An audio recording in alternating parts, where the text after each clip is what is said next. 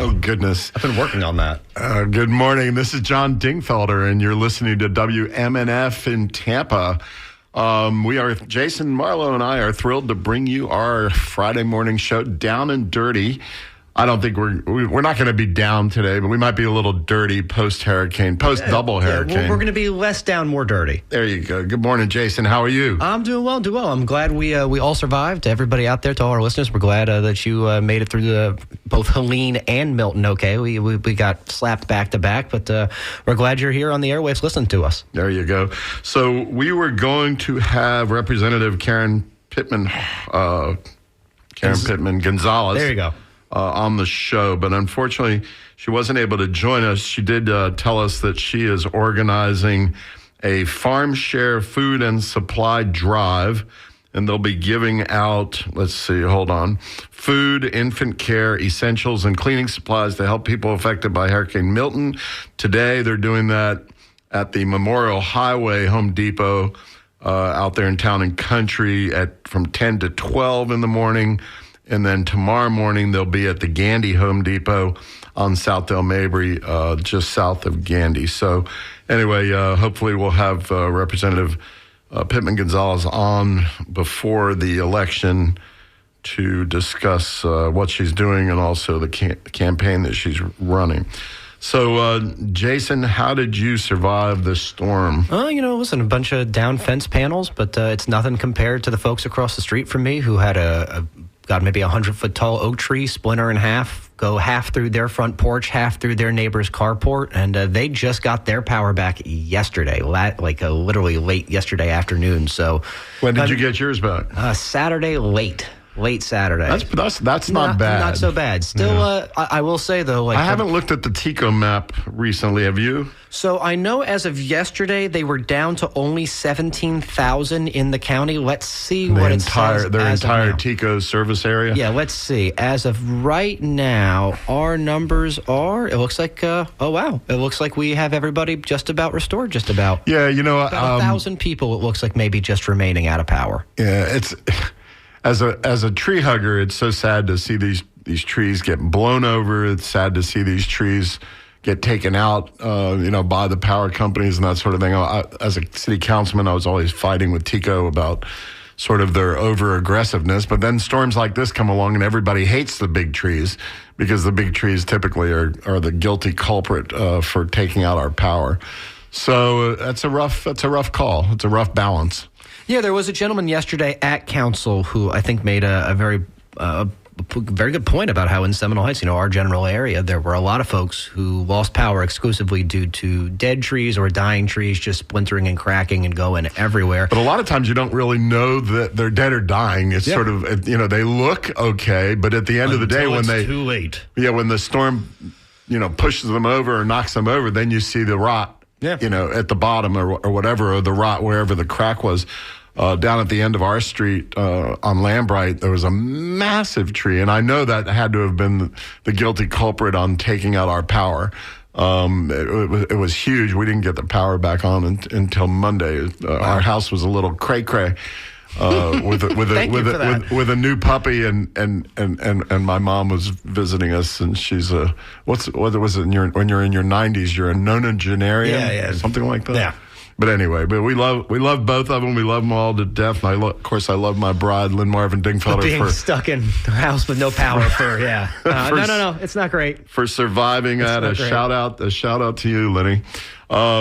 So I'm excited this weekend. I'm going to my 50th high school reunion up in New Jersey.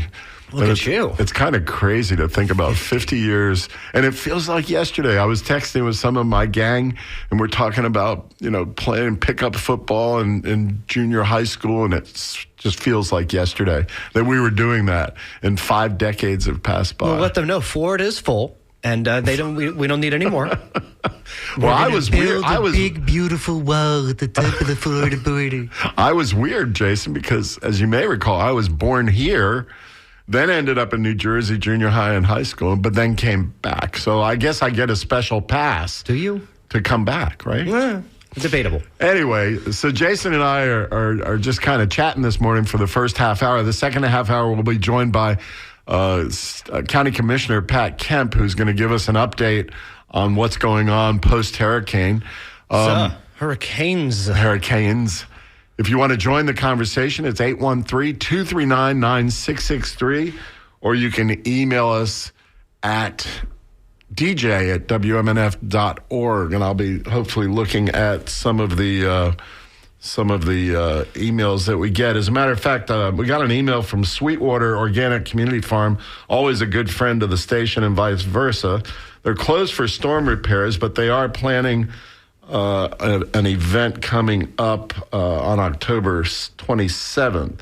So if you're interested, get in touch with Sweetwater Farm. A lot of places like that took a lot of damage. I know Fat Beet Farm out on Hillsborough Avenue took a ton of flooding damage from Helene. Their entire farm was compromised. Oh, boy. Yeah, I mean, it's the saltwater intrusion for a lot of folks. If you were... I've got a half dozen little tomato plants that somehow survived the wind and the rain and everything else. Look at you. So the city of Clearwater announced that they are opening temporary yard debris drop-off site at Woodgate Park. In response to the recent hurricanes, the city of Clearwater is providing an additional option for residents to safely dispose of yard debris and vegetation. So if you're tired of that vegetation sitting out on your street, you can bring it beginning tomorrow morning, Saturday through Saturday, November 2nd, to a temporary citizen drop-off site available at Woodgate Park, 2495 Countryside Boulevard. That is for residents of Clearwater who are listening. If you are listening and you want to talk about the storm, you want to talk about, I thought it was interesting, we should chat about Joe Biden's visit Sunday. I didn't realize he was here. I guess, probably because I didn't have any power to listen to anything. He also kind of, to my understanding, he sort of he landed and did, I think, MacDill, and then took a brief tour of Tampa while also making his way over to Pinellas to see, where some of the more severe damage had occurred. Well, at least he got out of his helicopter, unlike some presidents who just do the flyover, right? Oh, listen, there's a candidate locally who's under a fair amount of, not a candidate, an elected official who's on a fair amount of scrutiny for only having conducted a flyover of his district as opposed to going door to door like I know member of our council people are doing. I didn't hear about that. You want to? Yeah, so I don't know if Stephanie Pointer will chime in, but she has been on the case of Senator Jay Collins, who, to her understanding, has not responded to a number of invitations to come see what's going on in SOG, as a result of the devastation down there. I mean, so many folks, and I know we were going to get into state senator, he got in a helicopter and flew over. Yeah, apparently he mentioned on Facebook that he conducted a flyover of SOG, but hasn't, I think, wasn't it George Bush Jr. or Sr. who flew over Katrina but didn't land? Something like that. Brownie, you're doing a heck of a job. All right, so we've heard from the Pasco County Supervisor of Election. They announced the beginning, and we can't forget the election. We can't forget. You're sure? Because I really want to. Can I try? If I try harder, you can't forget the election because I really want to stop thinking about it. It's so important that people get out to vote. Y'all keep reminding me. And so the supervisor election in Pasco announces the beginning of the early voting period up in Pasco County. Begins October 21st, this coming Monday, and will last through November 2nd. The voting places for early voting are open from 7 in the morning till 7 at night, and that includes the West Pasco Government Center on Citizens Drive in Newport Richey and the Hudson Library on Library Road in Hudson. Other locations, Veterans Memorial Park, Ben Harrell Recreation Center, Regency Park, etc. So check out the Pasco County Supervisor of Elections to find out where these early voting sites are. Is Hillsborough voting early already? I think so. I don't know. I know VBM is, but I don't believe early voting has begun for us yet. VBM being what? Vote Jason? by mail. Vote by mail. Vote by mail? It's like bite by mail. All right, our phones are not ringing. But we want them to because we want to hear from you. Let's talk a little bit about yesterday's council meeting because I do think it's really it's of note. Let me give them the phone number one more time: 813-239-9663. Our phone lines are wide open. We want to hear from you. Tell us your experience on the hurricane. One thing I wanted to hear from people is, what are the good deeds that you observed or participated in? The other day, I left the house and I didn't charge my phone. And I got somewhere and saw a woman who had a phone charger, and she was so kind to me, and she said, of course you can charge your phone. So those are the small good deeds, I think, that ramp up during the hurricane. So what did you hear at the Tampa City Council meeting yesterday, Jason? So, I mean, I'll say this. It was, as you know, from our shared history, I've spent a lot of time watching a lot of city council meetings, attending and it's definitely watching. affected your entire world. And mental state. Exactly.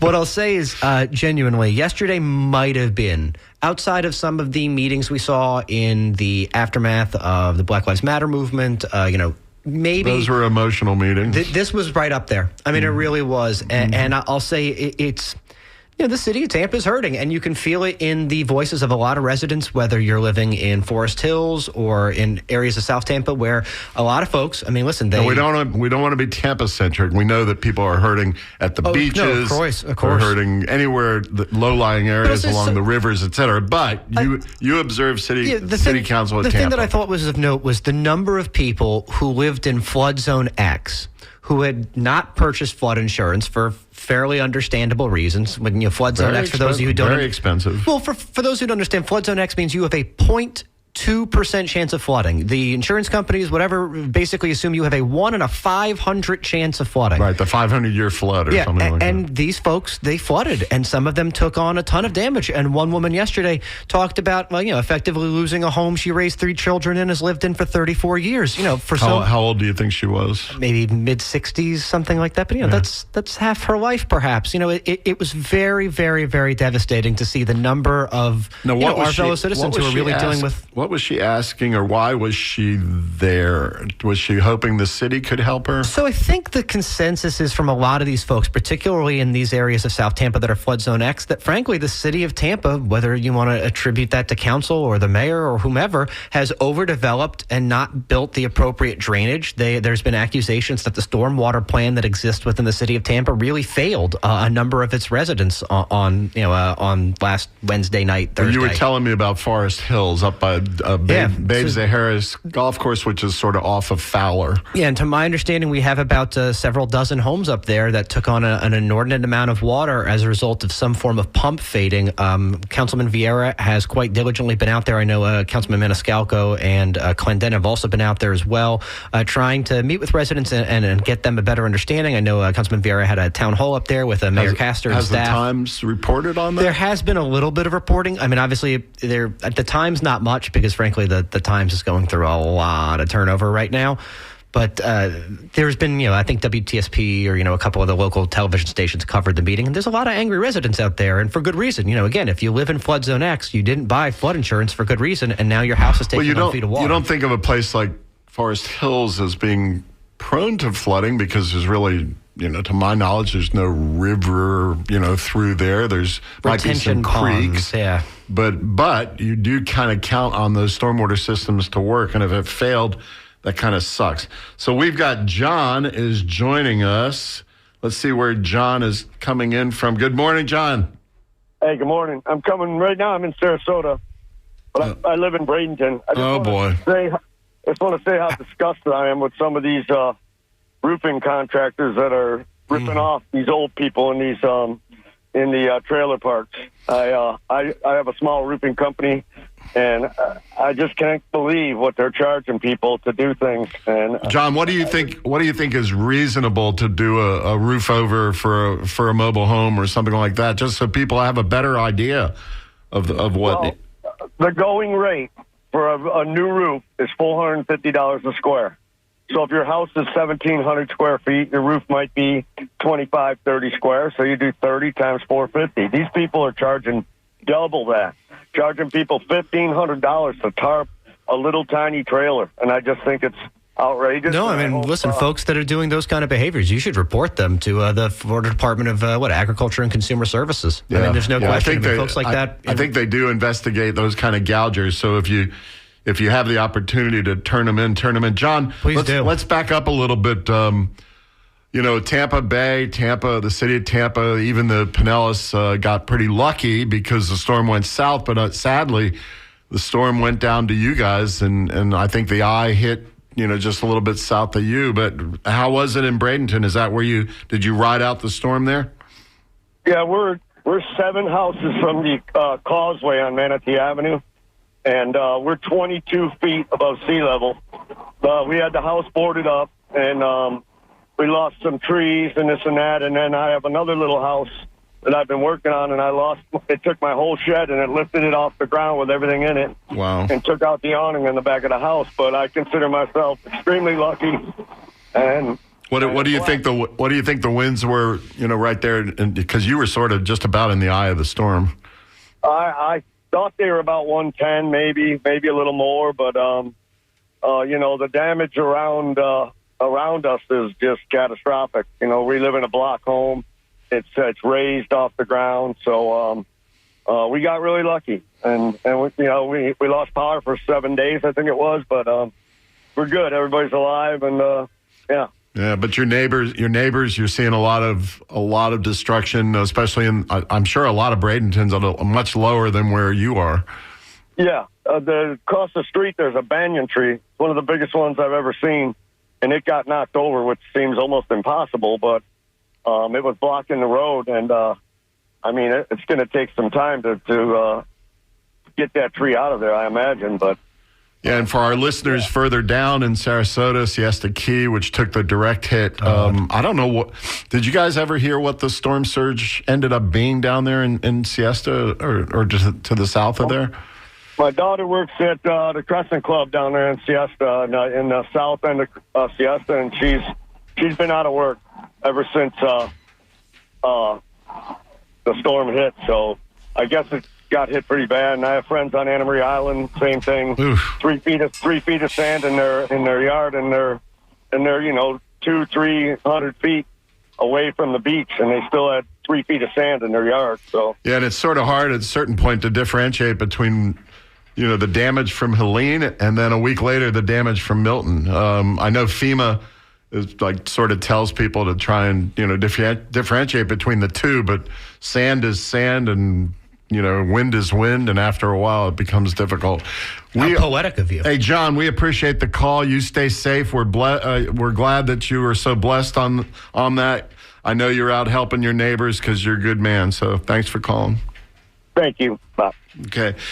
Jason, we are joined by the illustrious County Commissioner Pat Kemp. Pat was on the WFLA TV this morning. Yes, I was. Talking about, I'm sure, all the stuff we're going to talk about, hurricane issues and et cetera, all the important issues that are in front of the County Commission right now. And good morning, Pat. Hey, how are you? Hey, we're doing good. Here's a broad question for you. It would be objectionable in court, overly broad. What's going on? Well, that was really broad. Well, we got hit by 2 major storms, and Helene brought with it, of course, storm surge was the big thing. So it hit different communities, and it hit the beaches, as many of us know, really, really bad. It hit the downtown area in South Tampa, very, very bad. Davis Flooded. Island. Davis Island, yeah. It hit in Hillsborough County. It hit along. I haven't heard much from Gibson, Tim, but I'm certain it was there. But the Alafaya record, a cresting 1 century record flood levels. That area, any place near the Alafaya, got hit really hard, but as well, Apollo Beach got pretty decimated. Our good friend, former County Commissioner Mary L. Smith, got 2.5 feet of water. Yeah, she said in Ruskin. It's bad. I saw pictures earlier. Yeah, it is really, really bad. And then that was a storm surge event or hurricane didn't bring us much wind, relatively speaking, or much rain. But then 2 weeks later, Milton came. And while a lot of people were bracing for storm surge, they didn't get that much storm surge. They didn't even get decimated by the wind and rain so much, blowing around a lot of piles. We know mountains of, things that were pulled from houses and whatever else. But what happened was it did record rainfalls and wind, but the rainfalls hit whole different areas in different ways. So we have Forest Hills, for instance, we have, and these are places that I know of. Yeah, Jason was alluding to Forest Hills. Do we know a little bit more about what happened there? Was it a failure of the system, stormwater system, or? Well, I think that there's two things. One thing is dealing with the emergency circumstances now, but second, I think I think there has been lots of infrastructure failures, lots of inadequate infrastructure in areas. Forest Hills was, blocks of people that had lived there for generations and never had flooding, saw cars going down the street, and some people reported 8 feet of flooding. I've been in the university area. Thousands of people have been displaced. University area, and folks there can afford it the least. Yes. It is really terrible. I was there on Sunday, 4 days after the storm, and there was just 2.5 feet of water. Again, people didn't know they had to evacuate. It's not an evacuation zone. But this was from stormwater and flooding. It was massive. Fowler Avenue was closed for 4 days. You couldn't go there on the east side on Sunday. Yeah, from the mall, like 15th Street out to I don't know how far it went in front of the mall. You could not. It was blocked off. It's funny. I was driving on Fowler looking for propane gas. And then I saw it was blocked off. Yeah. As I approached the university. It was flooded not only Thursday, but Friday, Saturday, Sunday. It only opened on Monday. At least I was up there Sunday evening and you couldn't go on it. Then I would go up to the university area using Nebraska and go back down again. 15th Street, I watched it recede. I went into some of the apartment complexes back there. They had 4 and 5 feet of water. People had a car as a possession. They can't go to work. They lost their cars. Their furniture was floating in water. There were no electric.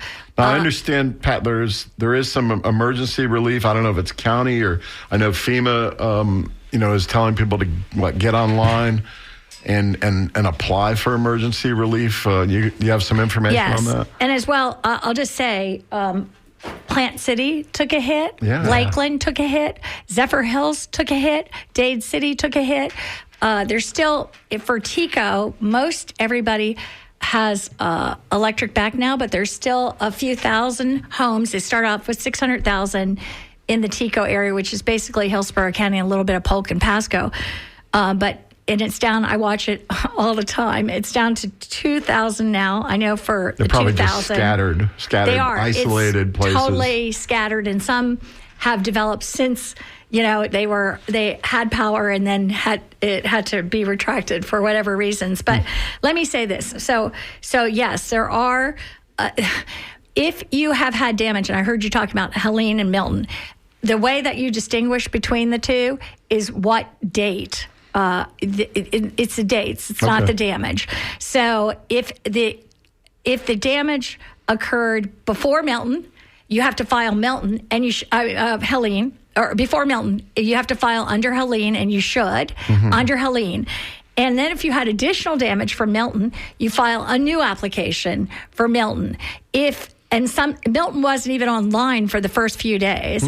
And if you did, and I know hundreds, maybe thousands of people filed under Helene for Milton, but it was distinguished by the dates, they need to call FEMA.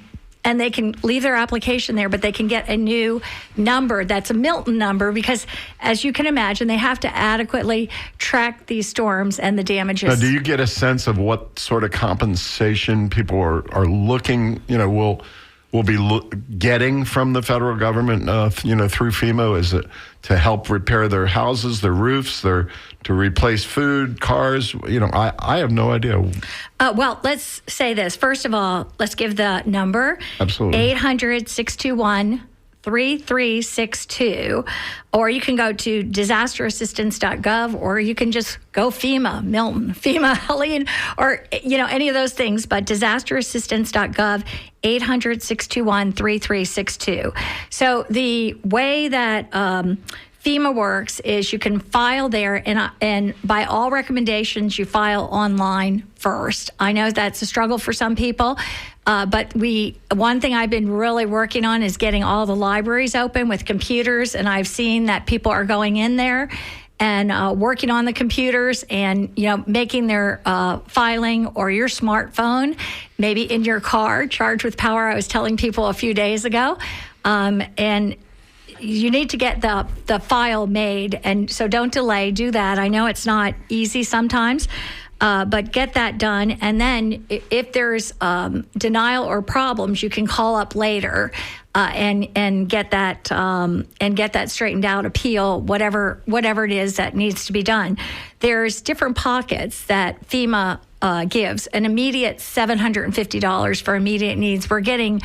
Probably, but if you already paid and went to a hotel or things like that, I believe you can get it reimbursed. I was more interested in people even getting it right then, and I heard there was like a 72-hour window in terms of getting it to you. So they're doing like a direct deposit to people's bank accounts. Yeah. With the original that money, so that's $750. But I understand for temporary assistance, it can go up to something like $8,000, as it moves. Okay. Also, then you can get long-term assistance, and I had read, and I'm not as familiar, I'm not a FEMA expert, but something like $40,000 to help with different circumstances. Of course, all that is going to have to be evaluated and documented and all of those things. But that is the understanding. And also small business. Small business can give low interest. Small business can give low interest loans to businesses, but also homeowners and others. Really? The only problem is that right now, the Republicans in Congress did not provide the funds for the Small Business Administration. So you're standing in line with your applications, but as I understand, that is a good place to be. So file on there too if you want a low interest loan. That's a good thing to do. And so if you're just tuning in, this WMNF in Tampa, 88.5, Jason Marlowe is my co-host today. This is John Dingfelder. You're listening to Down and Dirty. Jason, we have a call. And I believe, I don't know how you pronounce this, Fee or Faye in Lutz. Are you on? Yeah, I just need help with the backyard, actually, limbs down. Okay, can you speak up a little bit? She said she needed help with the backyard. Is that what you said? Yes, that's all. And how would people know where to find you or how to... I think she'd have to... You might call... I don't know what county you live in. She's in Lutz. She's in Lutz, okay. You might try to call the county on that, which would be 833-HC, as in Hillsborough County Storm, and see if there's some kind of assistance that you can get for that. That's where I would go. Thank you so much. Yeah. I really appreciate it. Yeah, and if there's more problems, if you're in Hillsborough County, you can call my office. I'm a Hillsborough County Commissioner, and we can maybe try some others. But that's generally, again, for Hillsborough County, and I'm not sure, but I'm thinking we have 16 counties listening, but they probably have some numbers. But HC, again, 833 HC, as in Hillsborough County Storm. Fee, do you have trees down in your backyard? No, just big limbs. Yeah. Big limbs. Okay. And you're in Lutz. She says she's 70 years old and she needs help. If anybody knows her, go over to her house and give her some help. Don't charge anything. And I'll say too, if there's trees, I think they're dealing mainly in the streets, and there was a massive volunteer effort that joined with the state. People just picking up their chainsaws and going around and helping people in need. My chainsaw's in the back of my truck just waiting to be used. And, well, there's been a lot of them because it happened near me. That sounded really serial killer-y. Who's going to talk about my chainsaw? I do. Ask Lynn. My truck always smells a little gassy. Let me give this tree removal number, and I'm not sure how much that's still up, but 833-438-4673. 833-438-4673. Fee, thanks for listening. We're glad you're personally safe and sound, and we'll talk to you soon. Great. Thanks for all you do. Appreciate it. Looks like we have another call. We do. Let's see who that is. Mystery caller. Mystery call. Good morning. Who's this? Mystery caller, you are on the air. Hello? Good morning. Oh, did I lose? Yep, they left. Well, so real quick, circling back to you, Commissioner Kemp, I doubt you guys have had the opportunity because you guys have had a meeting post-Helene. Have you been able to speak to County Administrator Wise? Is there a sense of what the collective amount of damage has been? Because I know from Helene, City of Tampa, I believe, estimates somewhere between $500 and $700 million. I think for Milton, it's somewhere between $200 and $300 million. Area-wide, I think they were talking about $1 to $2 billion from Helene. So, yeah. Well, I would say this. Yes, I talked to County Administrator Bonnie Wise, and I have all great praise for her. By the way, she does an incredible job. Yes, she does. We have 1.5 million people in Hillsborough County. It's quite a big management area. Not that the cities of Temple Terrace and Plant City and Tampa do also have their own issues, but and some of it is a coordinated county and city jurisdictional issue. But I talked to her several times a day, trying to get resources to areas, trying to understand and update. And they are down at the emergency. We have a big emergency operations center in Hillsborough County. It's amazing. It is amazing. And FEMA is down there. There's all kinds of things deployed from there. TECO, a lot of they're not deployed from there, but TECO is present in the room to keep us updated and everything. But there's all kinds of where the different state agencies and the National Guard and food distribution. There's all kinds of things going there. Pat Kemp, we've seen a lot of trucks and stuff come in from other states, other jurisdictions. Everywhere. Yeah. Including Canada. I guess maybe because TECO's owned by a Canadian Emera, right. company. Yeah. But, I just think it's so wonderful that there's that kind of helpfulness and coordination, with these men and women who travel, perhaps 1,000 or more miles to come in and help. Well, if it is incredible. I mean, the effort, just as I said, people volunteering with chainsaws, just going out there, and that's why the state put together this whole volunteer corps for that. But also, let me sing the praise of FEMA. There's such misinformation that they've had to combat and deal with, and it's just stunning.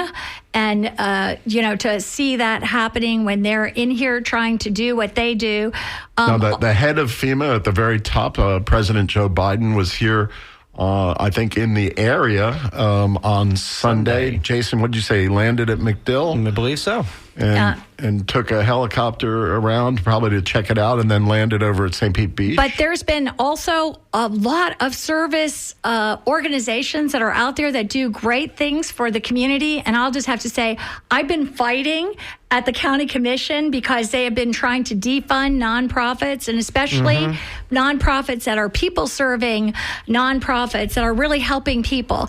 And I have personally, if you just see the Rotary clubs that are out there, that's not something that people necessarily think of, but in Plant City, out there making dinners for people and making sure people in Plant City get fed. The university area CDC, Sarah Combs, is just amazing for the resources she has brought and come there. They were passing out. First of all, we had I was up there for Feeding Tampa Bay. That's another one that serves 10 counties. Oh, that your one of your fellow commissioners tried to defund just a couple months ago. For those of you who don't know, Feeding Tampa Bay wasn't one. Because Thomas Vance makes over $200,000, and he wanted to disqualify all nonprofits from receiving. Right, they have changed that. Feeding Tampa Bay would have. But Feeding Tampa Bay does an amazing job feeding people. So I was up there early, Sunday, when it was still 2 feet of water around the university area. That was just one of the areas that they were dropping off. People didn't have electricity.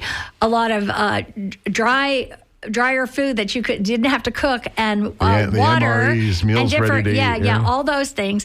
But as well, a church, BAPS, which was, I think, a Hindi church, the Muslim mosques have been up there in that area, because I've been especially around that area. And BAPS is a charities, I think, associated with the Hindi church. They brought up 1,000 sandwiches. And so we had a truckload from Feeding Tampa Bay. We had 1,000 sandwiches. It was supposed to last for 2 hours, from noon to 2. It ran out in 20 minutes. Wow. Sarah Combs brought up the line out 2,000. She brought up, we were outside in a park because there was no place to hold that. But on Tuesday and Wednesday, we had, or she had, I should say, or they had 2,000 hot meals up there, barbecue. They had all kinds of supplies, diapers, all these things. And finally, there was enough to bring out into the community on Wednesday, 4,000. This is a lot of groups that have, or companies that, and I just don't have all the names of all. Barbecue Disaster. I think there was all kinds of people chipping in and doing things, but I really want to sing the praises of the not-for-profits, because they are so essential. And, I understand that we had beforehand 10,000 people sheltered in schools in Hillsborough County.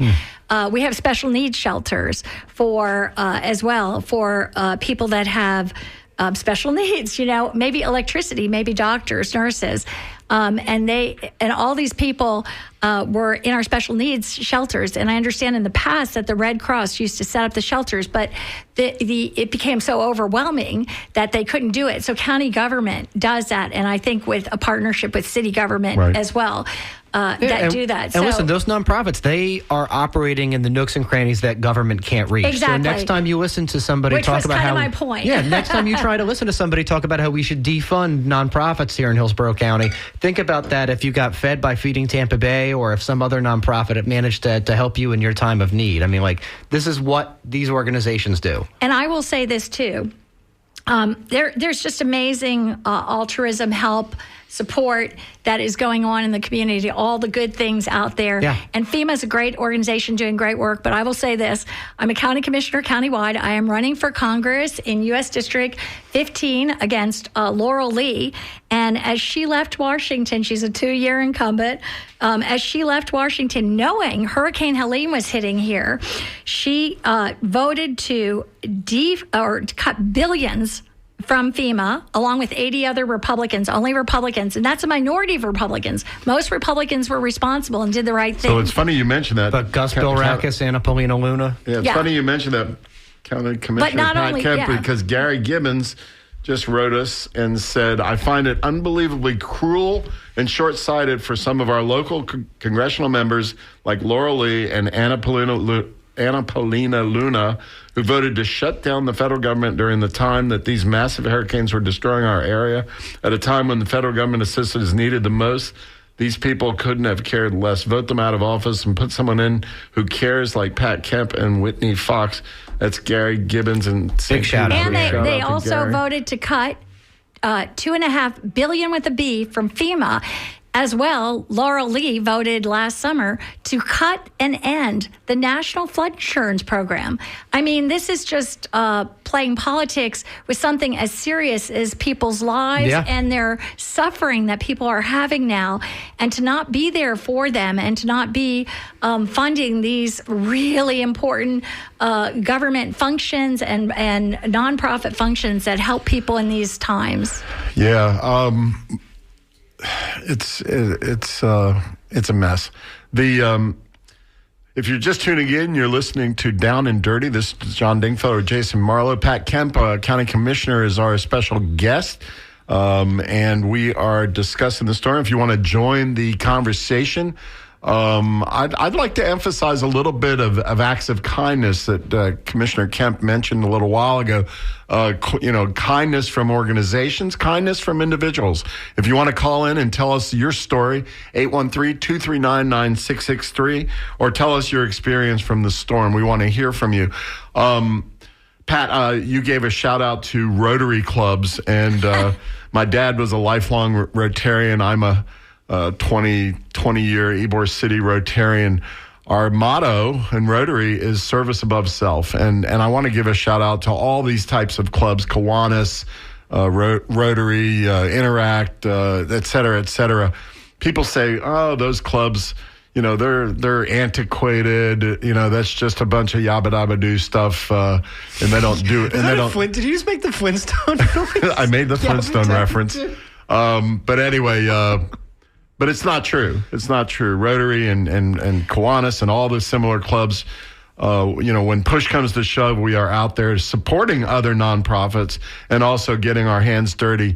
A shout out to our brethren up there in Plant City for going out and serving meals and that sort of thing. I think my Ybor City Rotarians were circulating calls about get your chainsaws out and that sort of thing. So yeah, and I'm sure I missed 100 other organizations that are doing great and churches, wonderful work. I'm sure, and synagogues and mosques. Yeah, all of that.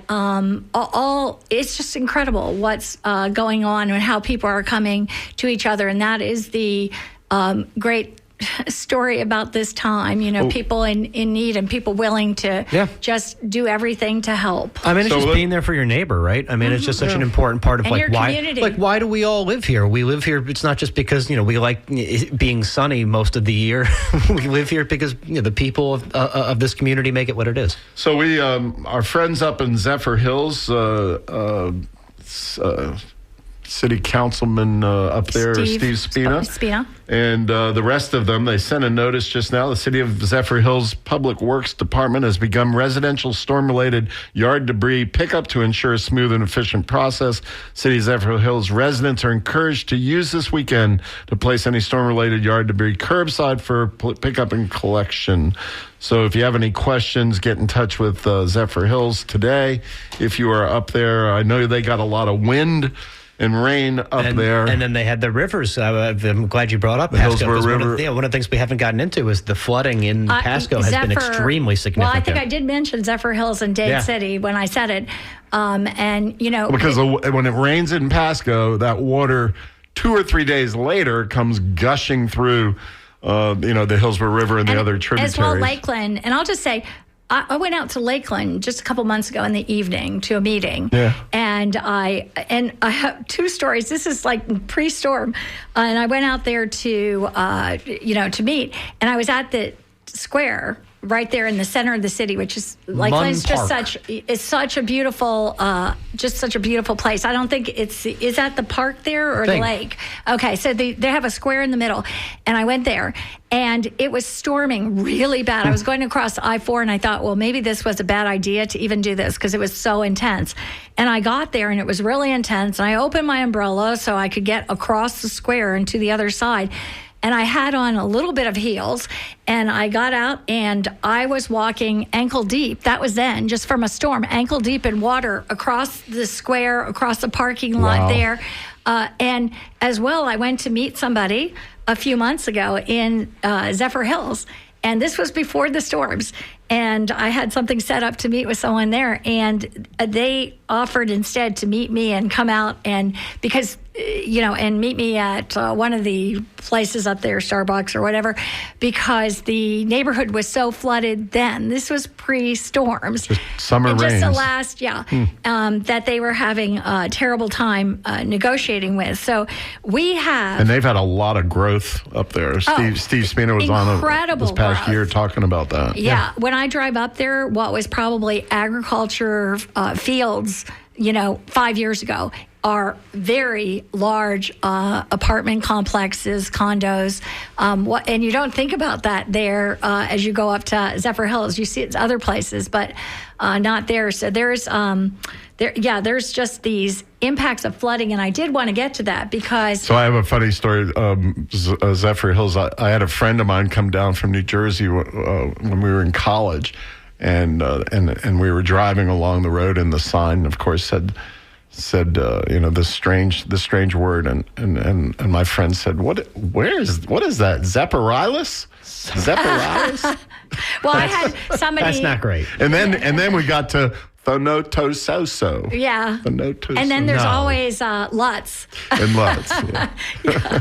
But there's I did want to say, I do think we have both this flooding that was massive, that was unprecedented, as we know, in these storms. As I said, one storm surge, the other just a massive flooding.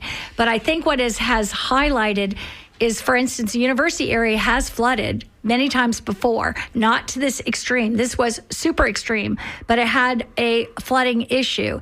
And a lot of these areas had pumps in place, or did not have pumps in place, as we're learning, or did not have backup generators for those pumps. And I just wonder, too, my curiosity is, where will the water go?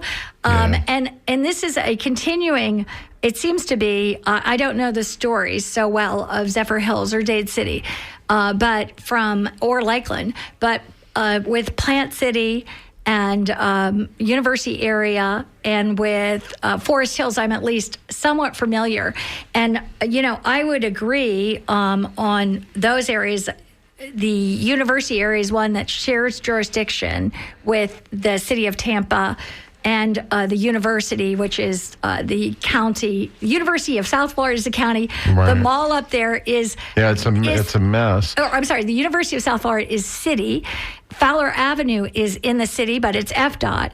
But north of Fowler Avenue is all unincorporated county.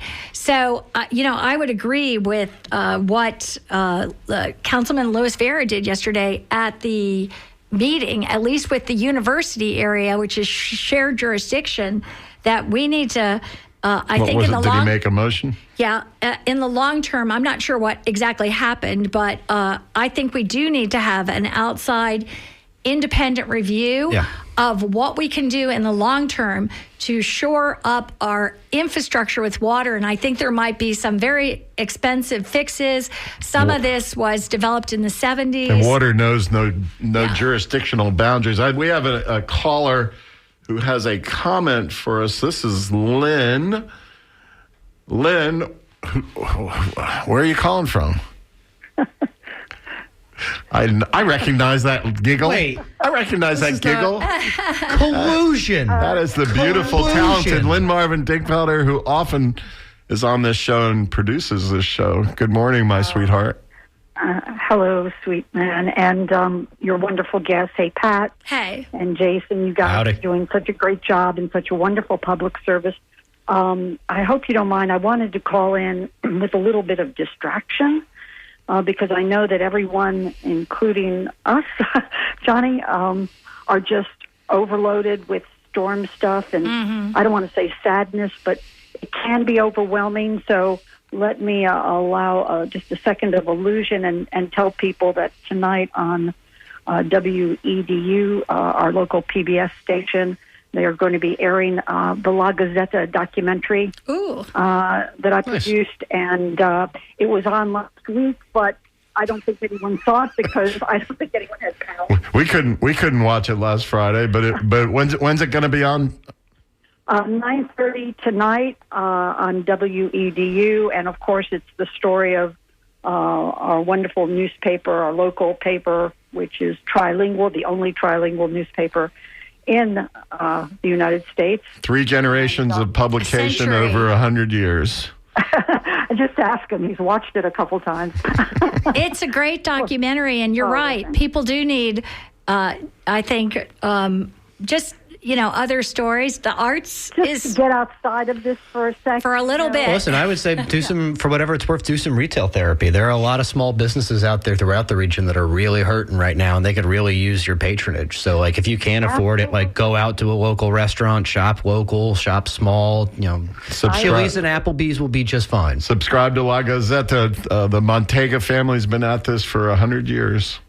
Yeah, and wonderful people who connect the community. They connect the dots. And my copy better be in my mailbox when I get home.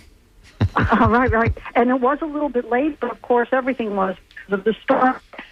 Is that it's a wonderful story about not just generations, but our community over the years and how it's grown and flourished. And it's also a reminder that we've been through other hard times, and not only did this paper survive the hard times in the family, but we've all survived, and it's a way of connecting us and communicating and keeping us on top of what's going on. So I just wanted to let people know. Well, thank you, my dear, for the reminder. La Gazzetta, the documentary, will be on WEDU at what time? 9 o'clock?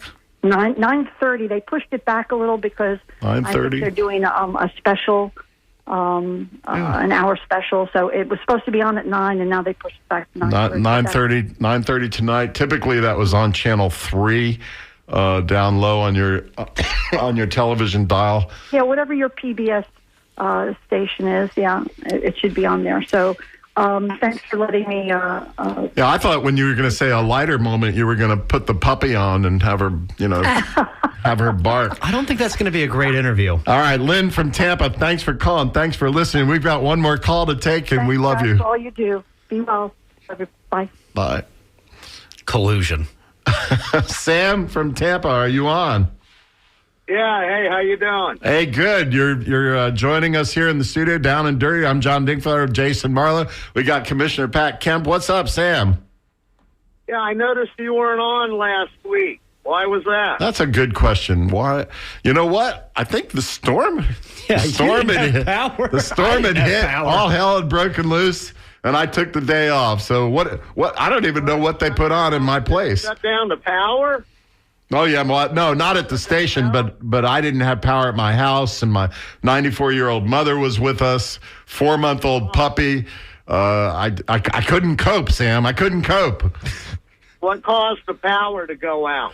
Flooding or trees? Oh, definitely trees. Well, we don't. A lot of it you don't even know. That's all I needed to say. It's what I said 2 weeks ago. Yeah, I do remember that call. What was it? What was your point, Sam? Make it. That flooding isn't the problem. Trees are. Yeah. Only a small amount of people are affected by flooding. 500,000 people went out because of trees. Yep. Well, I wouldn't say necessarily because of trees. A lot of it, too, was wind. Yeah. Trees are part of it, but wind also is part of it. I mean, there were roofs flying around. There was debris. There was trees. Yeah. He takes out the power. Yeah. No. I think that is true to part of it. Be good to get some undergrounding lines. Council Thursday also telling them. I was the one saying. Yeah, I remember you. Trees a priority. Jason remembers. I remember you. I mean, listen, I think to some extent I would agree with you in the sense that if a tree looks to be dead or dying, there should be expedition to help get an arborist out there, get that tree cold, and let's replace that tree ideally where we can with other trees. All right, Sam, we got to run. I appreciate it. Call us next week. We'll talk to you later. Like the anti-Lorax. Hey, can I just bring up one more point, too? Yeah, we got the Rays calling in. Really? Yeah, it looks like it. Okay. Okay. I don't know. It says Tampa Bay Rays. All right, man. Yeah. Tampa Bay Rays is a pretty good team, and I think we should just let them go to Canada. It's time. Let them go. Okay. Well, you know what? This is not the Tampa Bay Rays then, the clearly. roof got blown off, and I guess you were hoping the team got sucked away. So anyway, listen, we appreciate the call. We're running out of time. Talk to you later. I would just say, I just want to say this, that there were a lot of areas that were not evacuation zones that got flooded with feet of water that we really have to look at in the future to be able to warn them and make those evacuation zones, like the whole university area. I used to say, and I'm still saying it, if we should paint the storm surge lines on the posts. Okay, paint lines on the post that says this is 5 feet, this is 10 feet. So you drive by it every day and you go, oh my goodness, that's 5 feet of storm surge. All right, we're running out of time, Jason. Really running out of time. Listen, as always, we end every show with we wanted to have Commissioner Wolstow on, but we ran out of time. So what's our going out song? Today? Yeah. Oh, you kidding? You told me. Little. I will survive. Oh. Because we will. We will survive. We'll survive if we help each other. We'll survive if we love each other. I love you, Jason. I love you, Pat. I love you, Lynn. Collusion. And all my other friends out there. This is John Dinkfelder, Down and Dirty. Thanks for listening to WMNF.org.